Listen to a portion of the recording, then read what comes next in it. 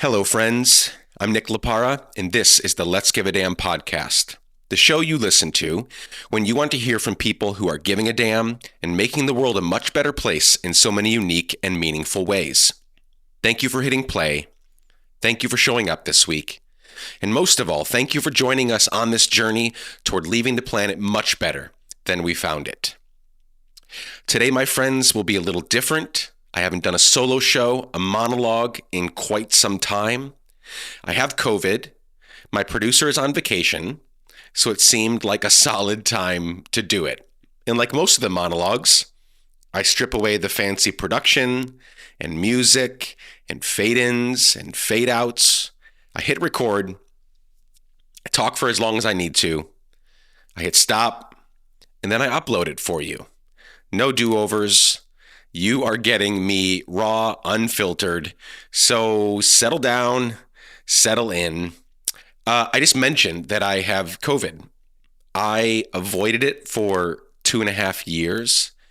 I probably should not have worn it like a badge that I was, living so carefully. But I'm immunocompromised, so I wanted to avoid it forever, hopefully, but at least as long as possible.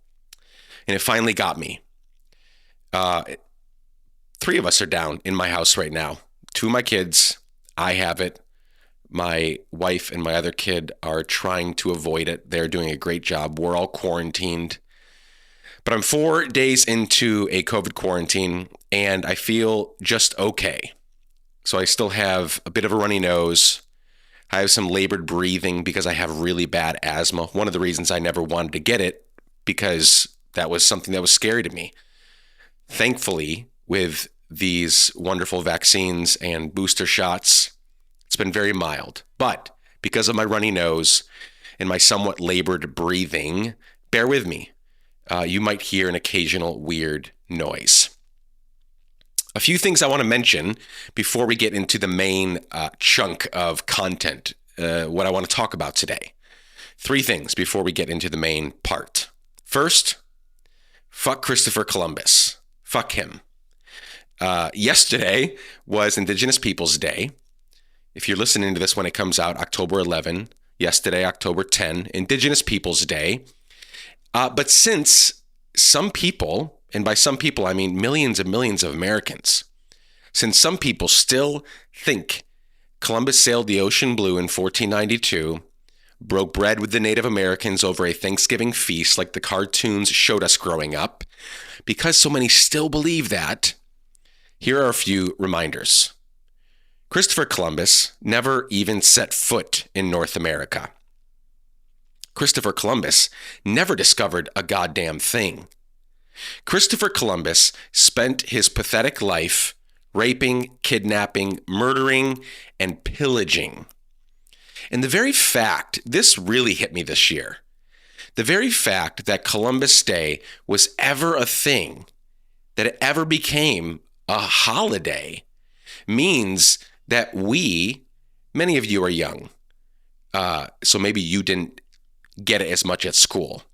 But me, 39 and older especially, we were spoon-fed truckloads of bullshit growing up about who Christopher Columbus was, and what he did. And we must right that wrong in this generation so that the kids, our kids, and their kids, and their kids know the truth and are able to live in that truth. So on Indigenous Peoples Day, we honor the people who are the rightful owners of the land that we get to live on, land that we are borrowing. And we also use it. Some people, I saw a lot of people posting, and it was nothing to comment on, really. I never said anything out loud to those people, but they would say, Happy Indigenous Peoples Day. Not really a happy day. It took them long enough to even get recognized in a bunch of states. And really, it's horrific, the things that they have had to go through. They predated Westerners. They predated white people by tens of thousands of years on this land. And in the past 500, really in 130 years after colonizers came to this land, 95% of Native American population was wiped out. Think about that. in 130 years after colonizers came, 95% of Native Americans were gone. They were wiped out. Humongous millions, just genocide.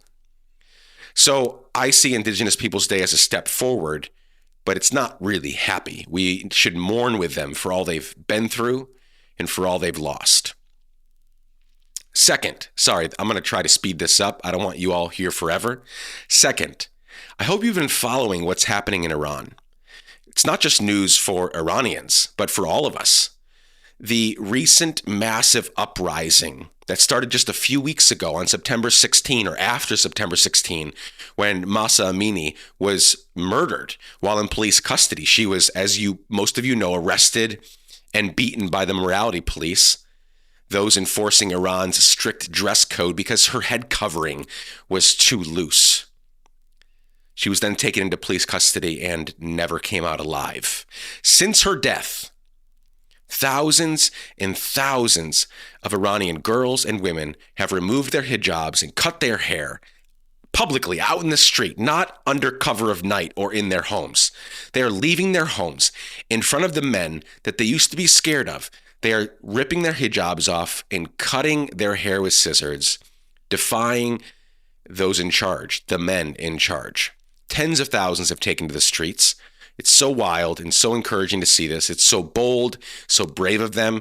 They're literally risking their lives doing this. And so I say all that to say this: we must continue to support them in any way that we can. Don't forget about our Iranian sisters and daughters and mothers, our siblings over there that need our support and help.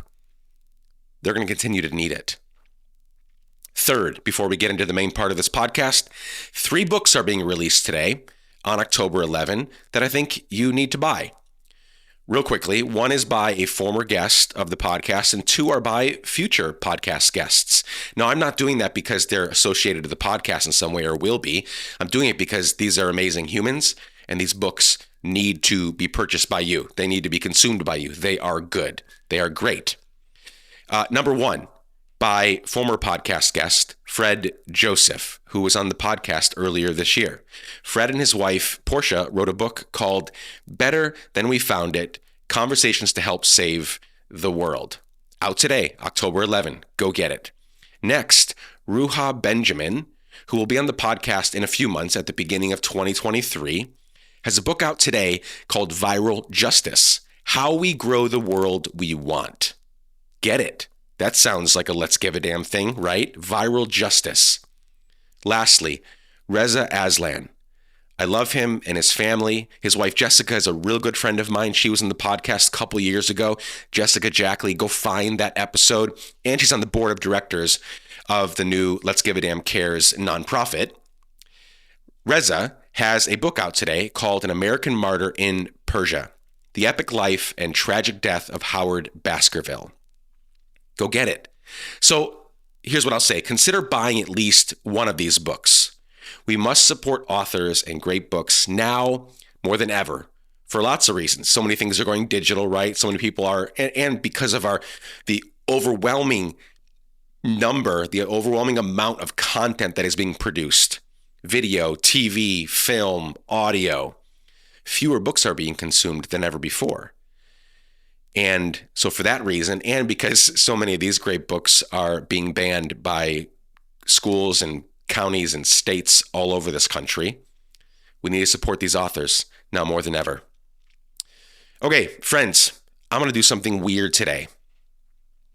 I'm going to share a sermon with you. Don't leave, don't cringe, and please don't have any PTSD flashbacks. It's me. You can trust me. I'm not going to put any bullshit in front of you.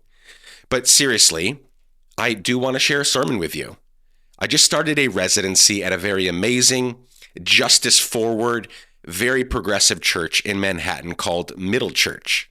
You might remember a podcast from a few months ago with Reverend Dr. Jackie Lewis about her new book, Fierce Love. Remember that one? She's the head minister there.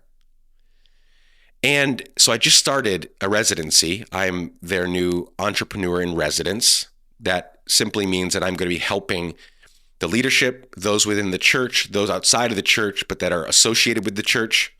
Help them think through how they can be more purposeful and entrepreneurial in giving a damn, in spreading this message of fierce love. So they asked me to preach.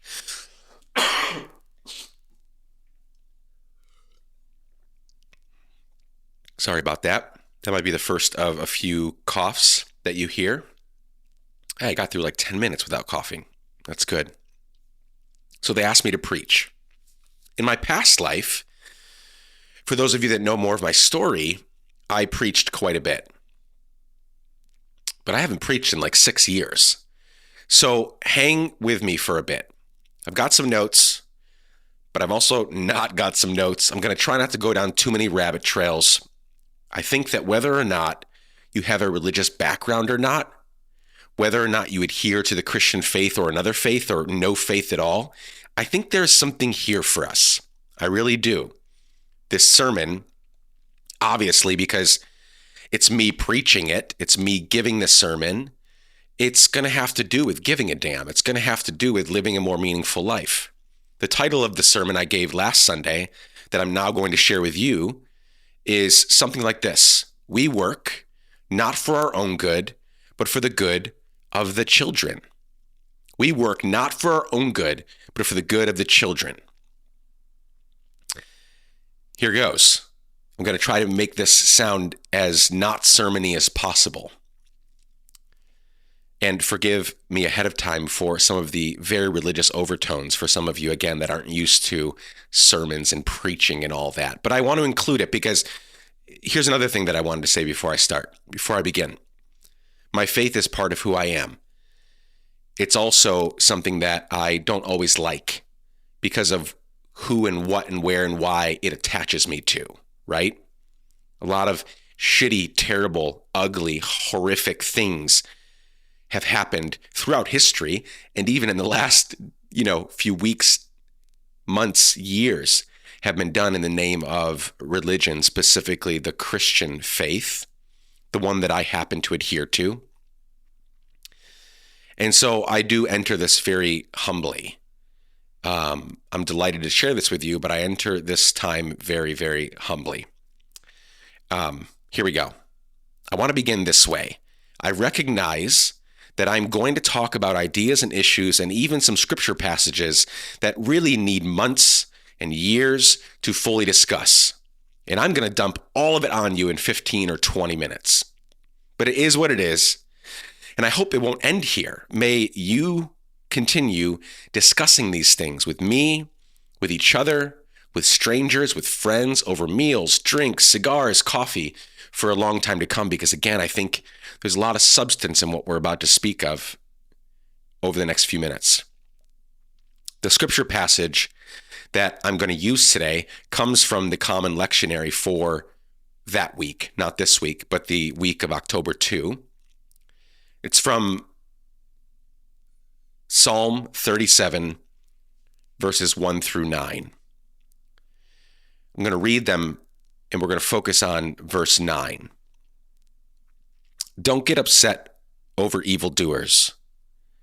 Don't be jealous of those who do wrong, because they will fade fast like grass. They will wither like green vegetables. Trust God and do good. Live in the land and farm faithfulness. Enjoy God, and God will give what your heart asks. Commit your way to God. Trust God, and God will act, and will make your righteousness shine like the dawn, your justice like high noon.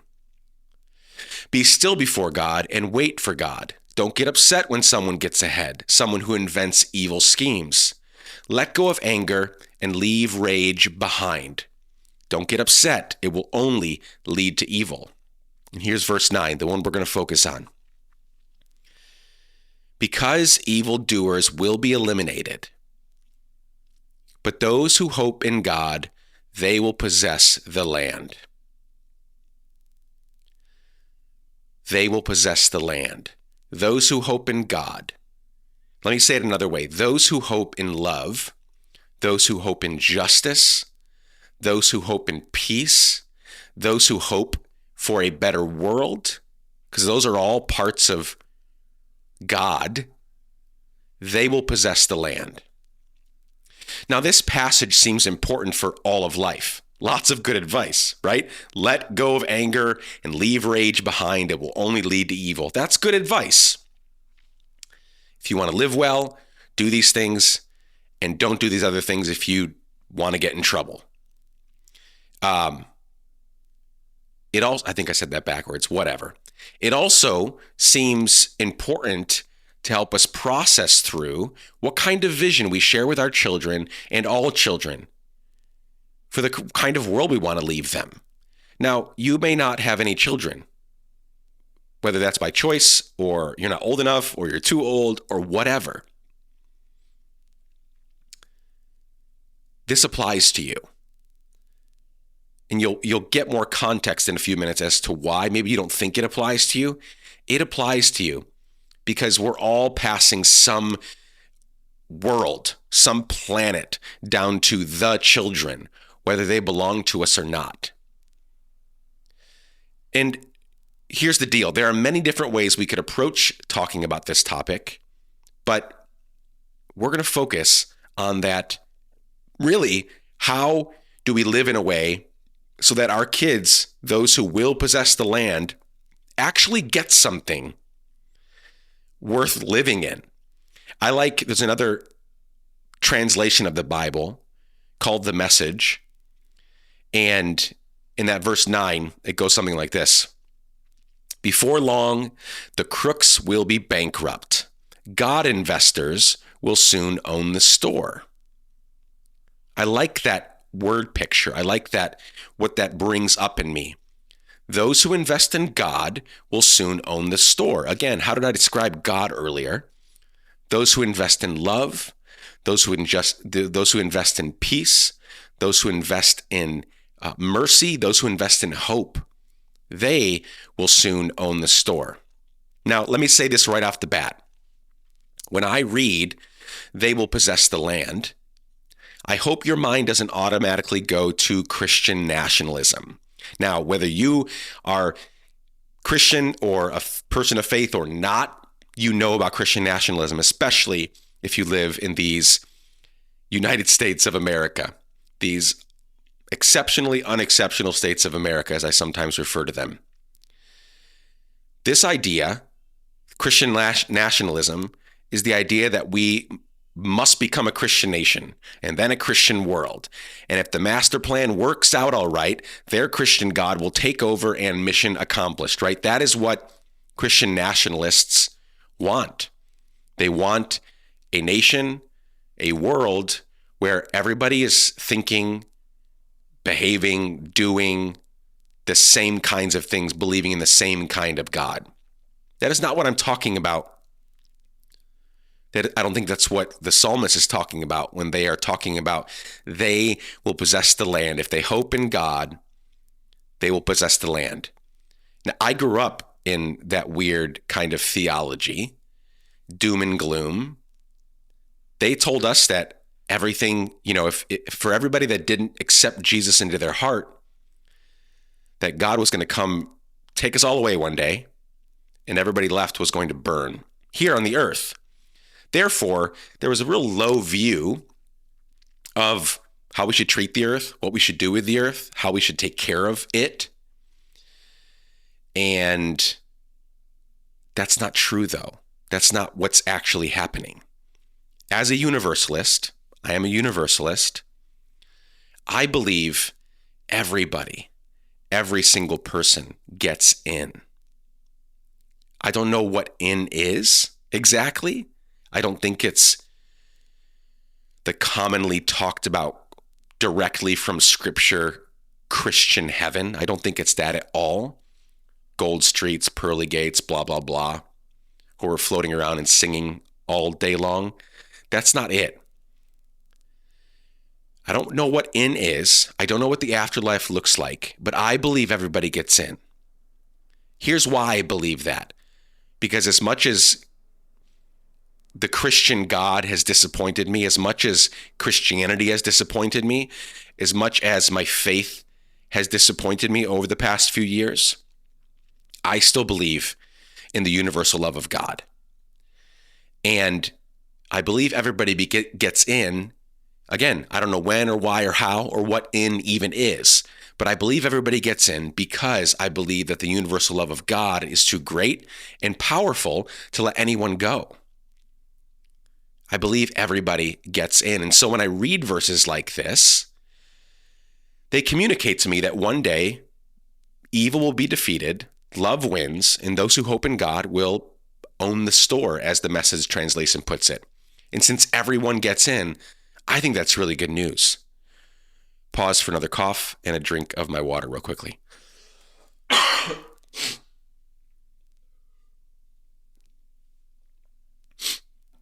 Oh, apologies. I made another 10 minutes.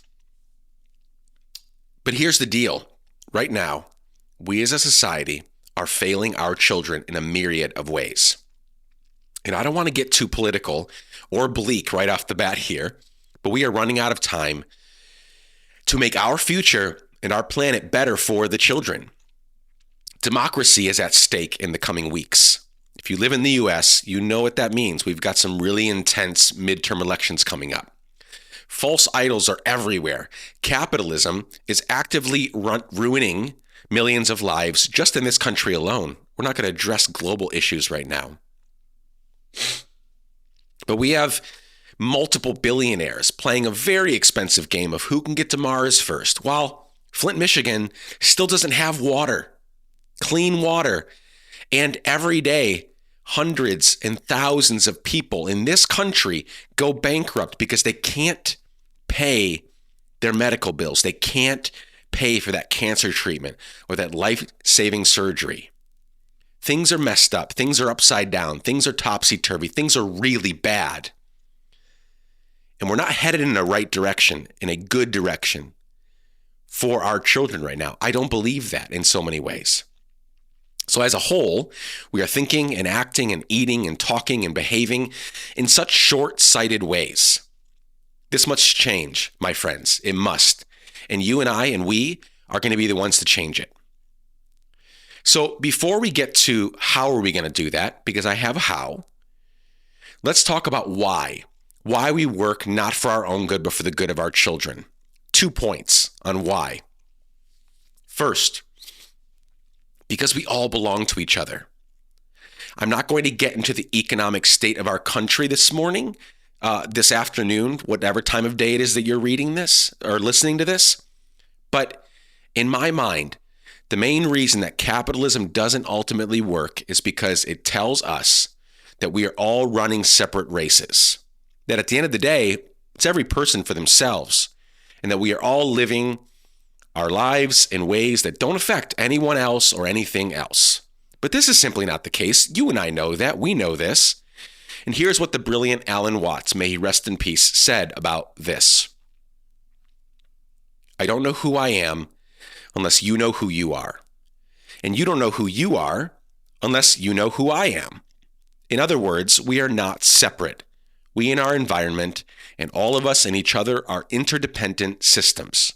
We know who we are in terms of other people. We all lock together. If I could look at each one of you in the eye right now, I would point at you and say, hey, so-and-so, Jack, Jill, Bob, Sally, whoever you are, we lock together. We lock together. We are interdependent systems. We know who we are in terms of each other. We all lock together. And that feels good. But here's, let me throw a monkey wrench in there. Let me hit you with something that might not feel so good. Ron DeSantis supporters, we all lock together. Marjorie Taylor Greene supporters, we all lock together. My friend Justin, who was arrested multiple times on the steps of the Tennessee State Capitol in 2020 during the BLM rallies, and who led a group of people who stayed on the steps of the Tennessee State Capitol for 62 days straight, despite being arrested over 200 times in that group. Justin, we all lock together. Your conservative neighbor who believes women's health decisions are everyone's business? We all lock together. Zacchaeus. I don't know if you know about Zacchaeus from the Bible, people, but go look it up. It's a good story, even if you don't have a faith background. Zacchaeus, a man that was universally hated, but Jesus wanted to hang out with him. We all lock together. Your Christian nationalist coworker who believes that their white 6'2" washboard abs Jesus is the only God/deity that everyone must serve, that Christian nationalist coworker, you lock together with them. We don't have the luxury of not affecting other people with our lives and actions. What you do will affect my kids and their kids decades from now, and vice versa. We all lock together. The second reason why we work not for our own good, but for the good of all children is because we are borrowing all this from them. It's not ours, it's theirs.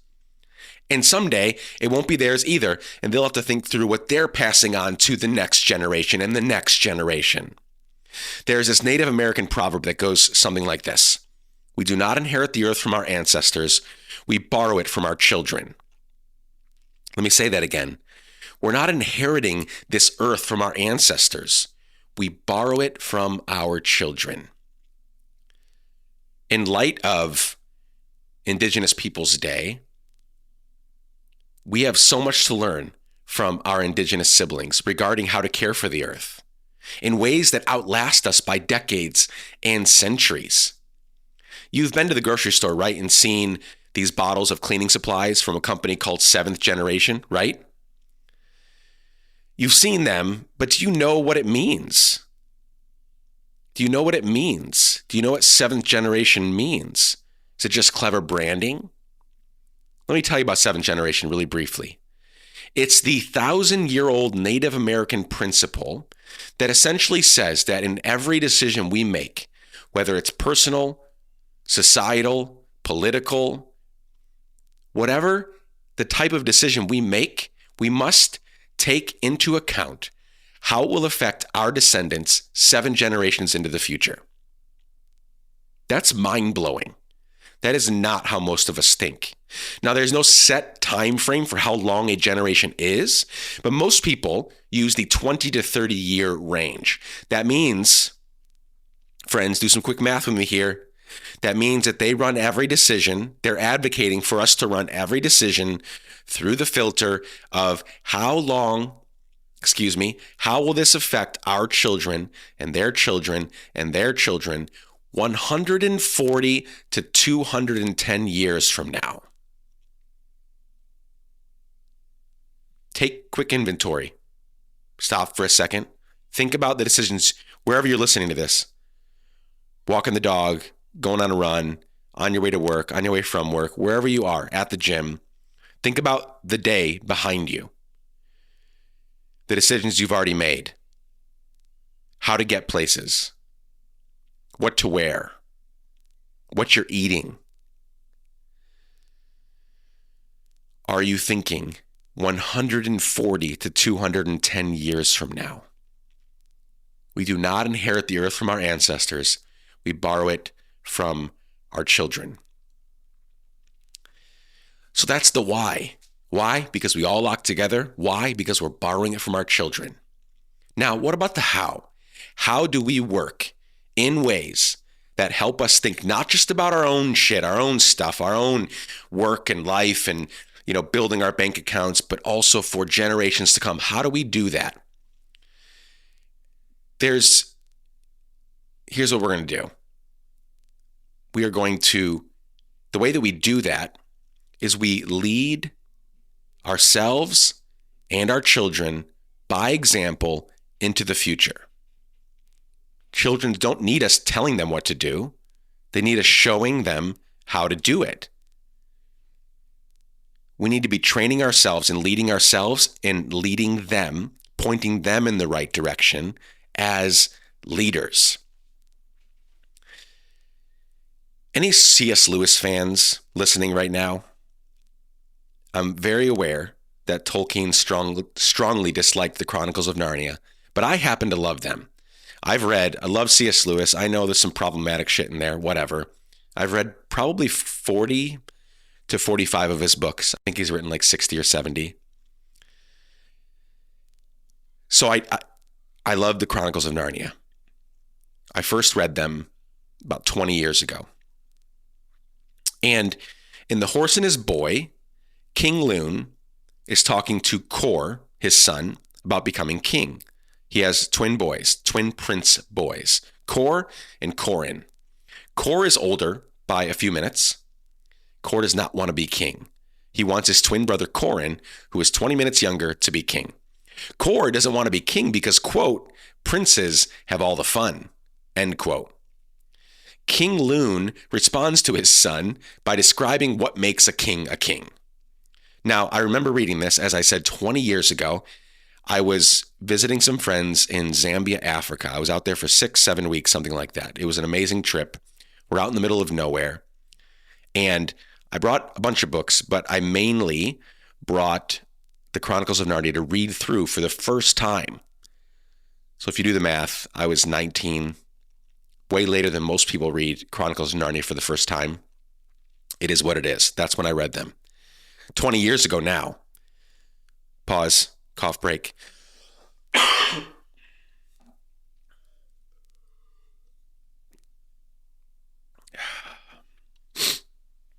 COVID sucks, y'all.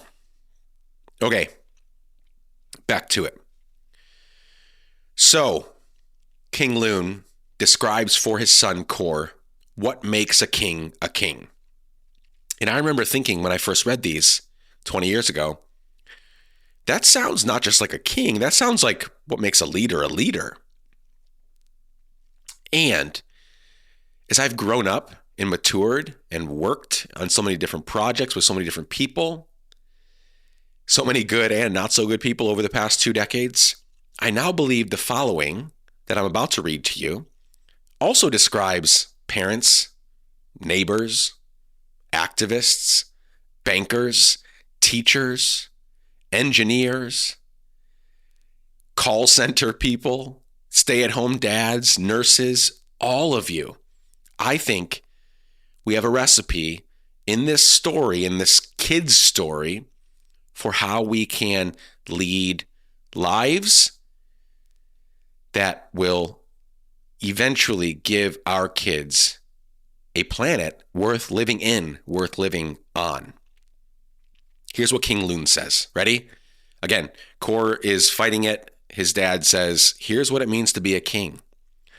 For this is what it means to be a king. To be first in every desperate attack, last out in every desperate retreat, and when there's hunger in the land, as must be now and then in bad years, to wear finer clothes and laugh louder over a scantier meal than any man in your land. 3 points there. Be the first one in, be the last one out, laugh the loudest. I think it's not the only framework for living a meaningful life, but I think it's one of them. Let's quickly hit all 3 of these. Number 1, be the first one in. It's time for action, friends. It is time for us to act, to move.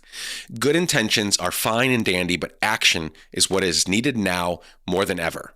One of the bigger issues of our day, in my opinion, is that we have convinced ourselves that we are doing something by doing virtually nothing at all.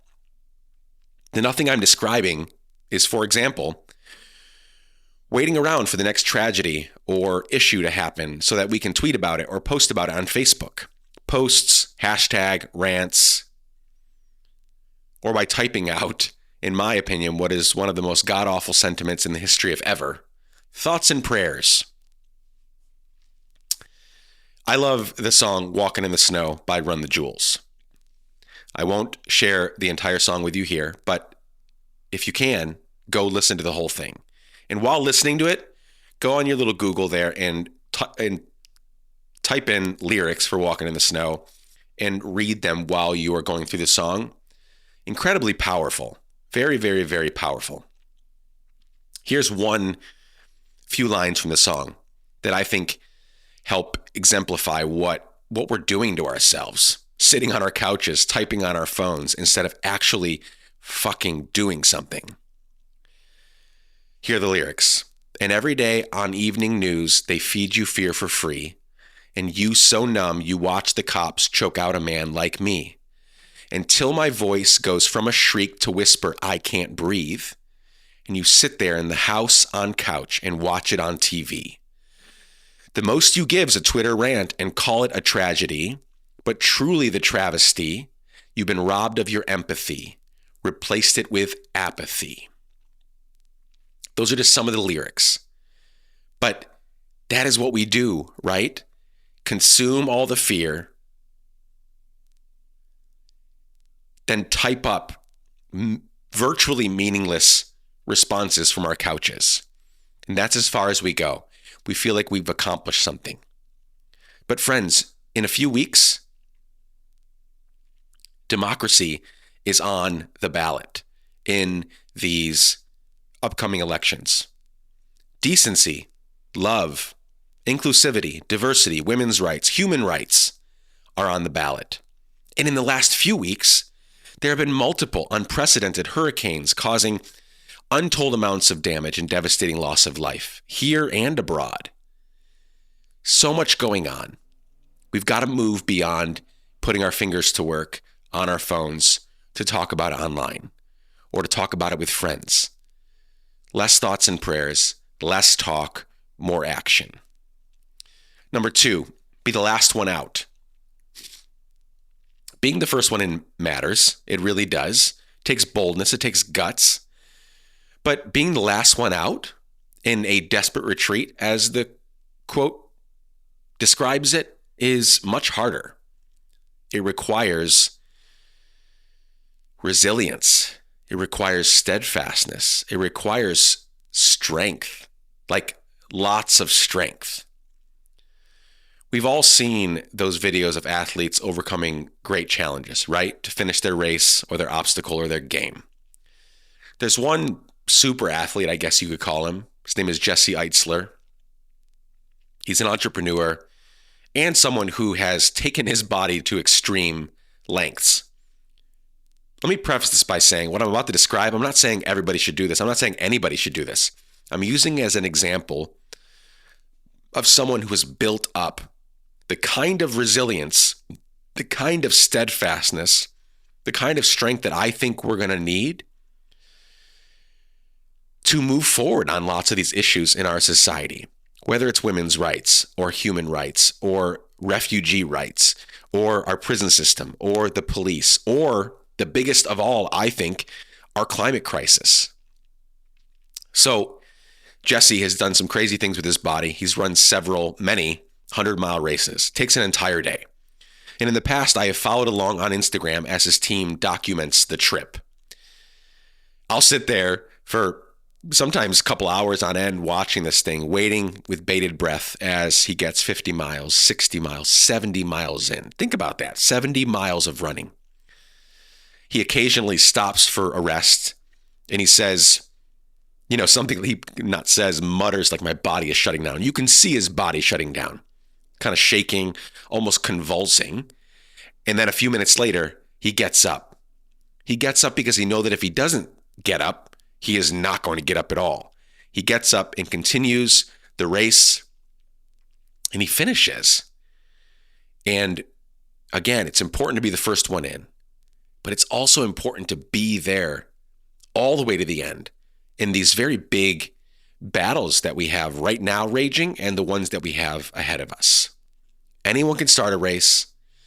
Anyone can start a battle for a better future for our children, but it's the ones who are the last ones out in a desperate retreat that matter. And lastly, let's wrap this up, y'all. Thank you for listening. If you're still here this many minutes in, me just babbling, I really appreciate it. Third and last, laugh the loudest. Why is this important? Now, I think this one is the hardest and the most important. So if being first is hard and being the last one out is harder, this is the hardest of all. It's the hardest for me if I'm being completely honest, because it's counterintuitive in so many ways. To laugh and feel hopeful and to give hope to others when things are hard and when times are tough, that's difficult. And not laugh at it, laugh in it.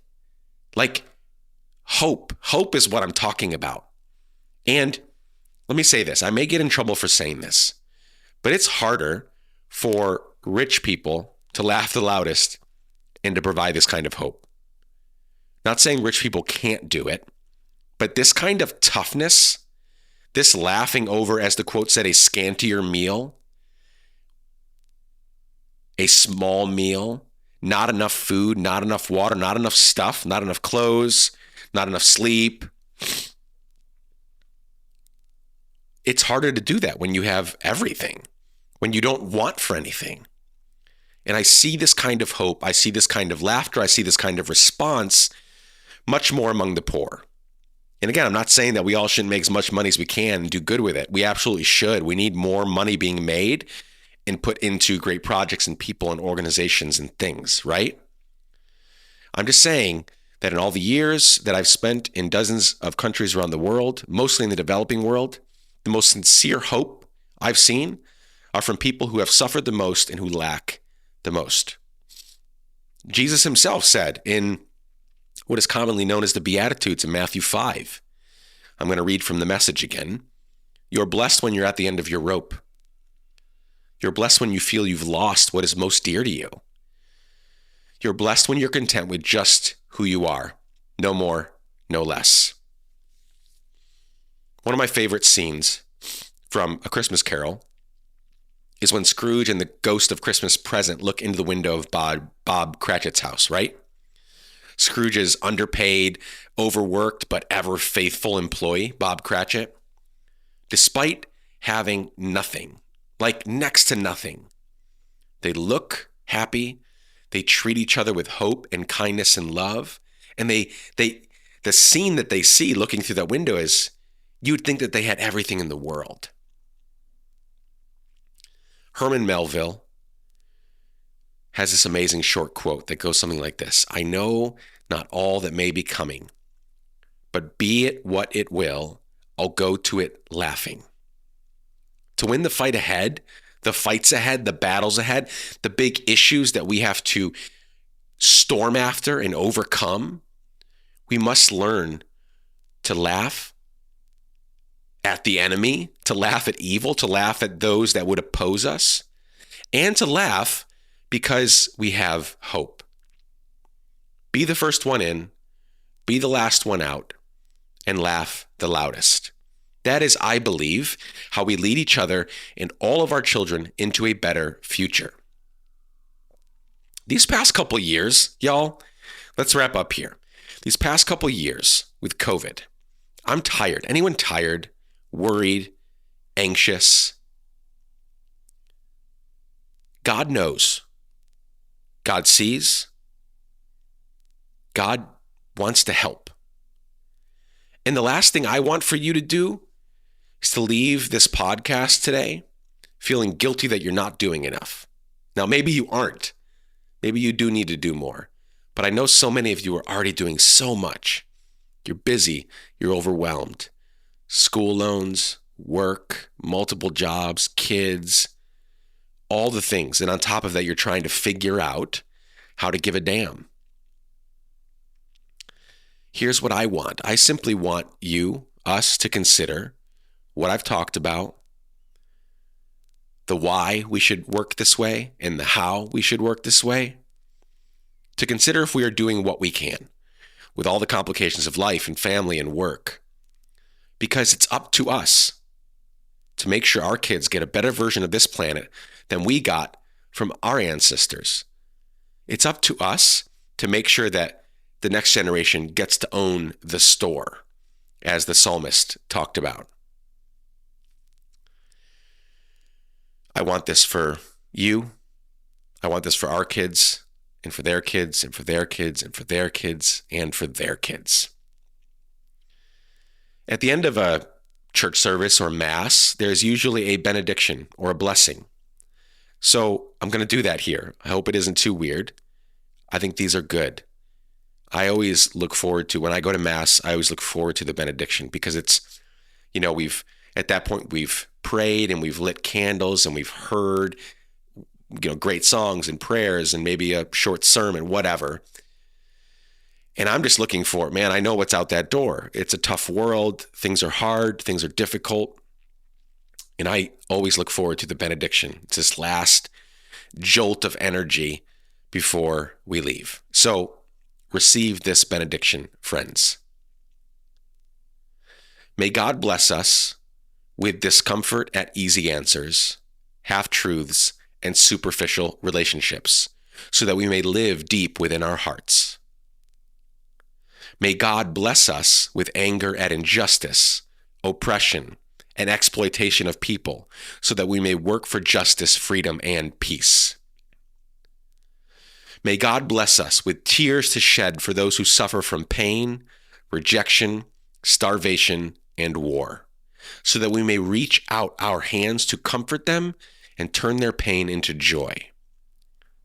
And I love this one.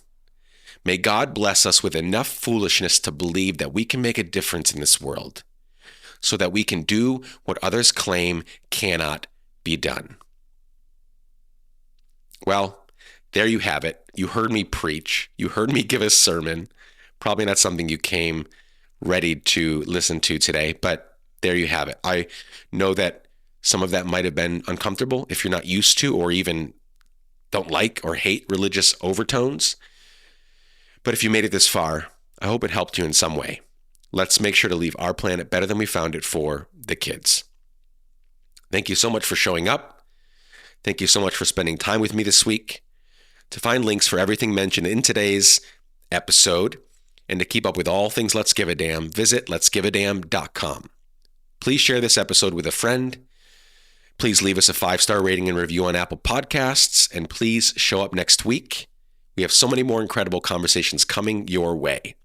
And remember, you can reach out to me anytime and for any reason at hello@letsgiveadamn.com. I love you all. Be safe. Keep giving a damn. Bye for now.